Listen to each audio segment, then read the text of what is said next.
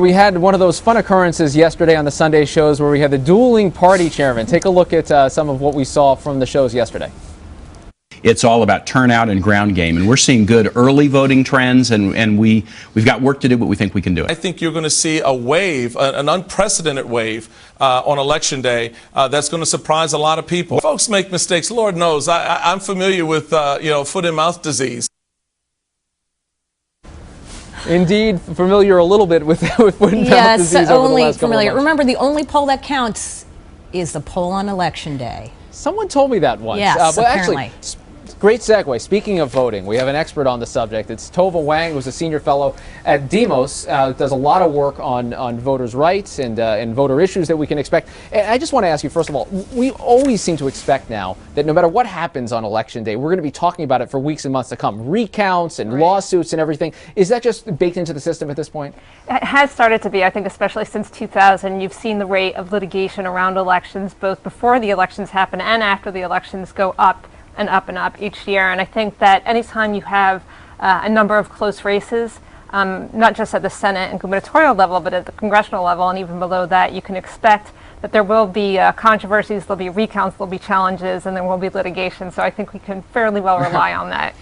Well, let's talk about how early vote fits in with all of this. I mean, has this been a good or bad, or does it not matter at all in terms of people voting early? Does this impact at all onto the idea of controversy, or where you can actually have serious fraud?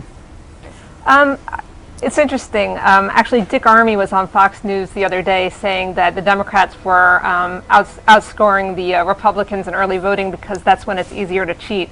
I'm not exactly sure where he got that information from. There's no reason to believe that's true, and in fact, fraud at the polling place is actually almost non-existent.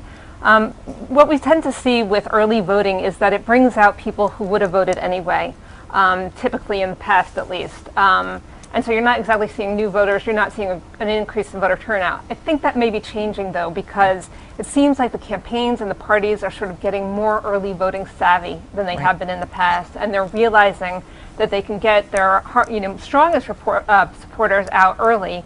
Then they don't have to worry about them, and then do the voter mobilization stuff with the harder to get out voters later on and on Election Day. So we may see some difference this year. Tova, what should we be looking for on Election Day? What are the states, or what are the issues? What are the things that have come up that you've come to expect and that you'd particularly be focusing on next Tuesday?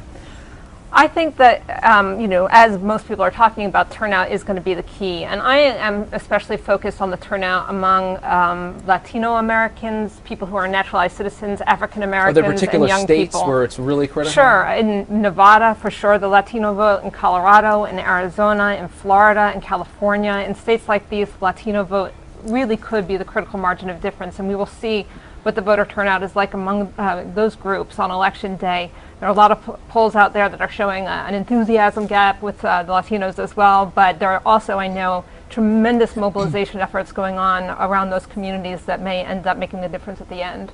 Well, is that the place where we should really be looking, is at the mobilization efforts themselves rather than what happens at the polling place on November 2nd? Well, it's both. I mean, we want to look at the mobilization effort, and then, the other part of the story is the perennial efforts to block some voters from voting. And we are starting to see that. Demos, the organization I work for, put out a report almost a month and a half ago talking about how the sort of ugliness of the political climate, some of the anti-immigrant rhetoric, could see itself played out at the polling place. And we are starting to see that kind of activity. I love the political participation enthusiasm of the Tea Party, but there is a line that cannot be crossed, and we are starting to see some indications that some people are going to the polls as poll watchers and making people intimidated. Uncomfortable. They're being told to be be photographing people, and that kind of stuff is beyond the line. All right, Tova Wang, watching the votes for us over at Demos. Really appreciate it. No problem. Thank you. Thanks so much. That does it for this edition of Top Line, but there are lots of great ways to stay in touch with politics all the time. Nightline has a brand new Nightline Now tool that will look at all your tweets. You can filter it by different races. It's really cool. It's a fun way to watch the races. And also, if you wake up early, you can watch Amy Walter on GMA 645.